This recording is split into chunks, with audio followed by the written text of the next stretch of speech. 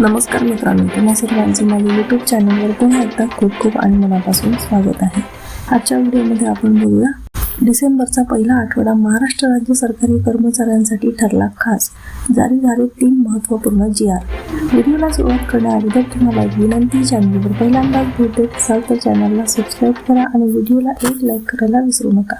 चला तर मग सुरू करूया आजच्या व्हिडिओला.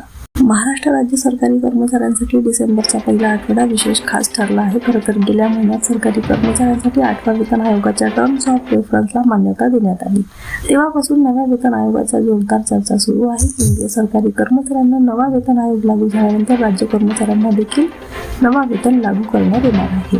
त्यामुळे महाराष्ट्रात राज्य कर्मचाऱ्यांमध्ये देखील नव्या वेतन आयोगाबाबत जोरदार चर्चा सुरू आहे. असे असतानाच आता डिसेंबरच्या पहिल्या आठवड्यात राज्य कर्मचाऱ्यांसाठी 3 महत्त्वाचे GR निघाले आहेत.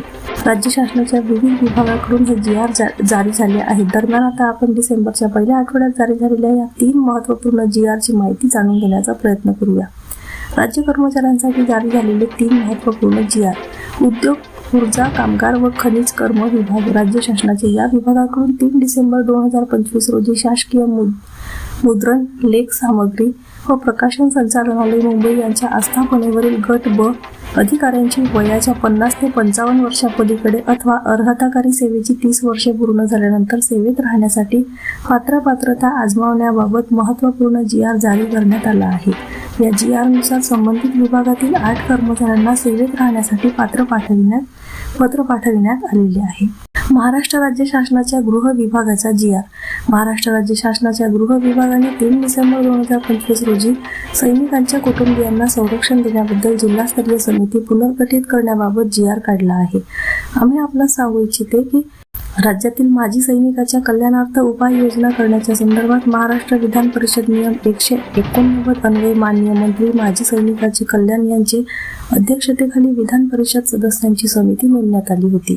सदर समितीने विधान परिषदेस दिनांक 1 एप्रिल 2006 मध्ये सादर केलेल्या अंतरिम अहवालात सैनिकांच्या कुटुंबियांना संरक्षण देण्याबद्दल राज्यातील प्रत्येक जिल्ह्यात एक समिती गठीत करण्याबाबत शिफारस केली होती.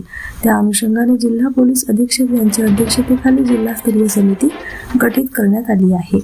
दरम्यान निवासी उपजिल्हा अधिकारी हे जिल्ह्याचे अतिरिक्त जिल्हा दंडाधिकारी असल्या कारणाने सदर समितीमध्ये सदस्य म्हणून त्याची नियुक्ती असणे गरजेचे असल्याने समितीमध्ये जिल्ह्याचे अतिरिक्त जिल्हाधिकारी यांच्या ऐवजी निवासी उपजिल्हा अधिकारी तथा अतिरिक्त जिल्हा दंडाधिकारी यांना समितीचे सदस्य करण्याची तसेच महानगर क्षेत्रात पोलीस आयुक्तालय अस्तित्वात असलेल्या ठिकाणी संबंधित पोलीस आयुक्तांना समितीचे अध्यक्ष नेमण्याची बाब शासनाच्या विचाराधीन होती.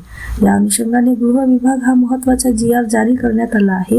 यामध्ये समितीची रचना आणि मार्गदर्शक तत्त्वे या संदर्भात माहिती देण्यात आली आहे. महाराष्ट्र राज्य शासनाच्या दिव्यांग कल्याण विभागाचा GR.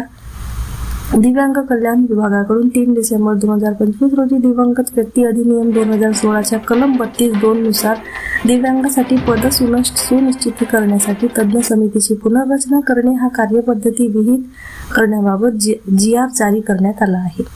पुन्हा भेटूया नवीन अपडेट्सचा. धन्यवाद.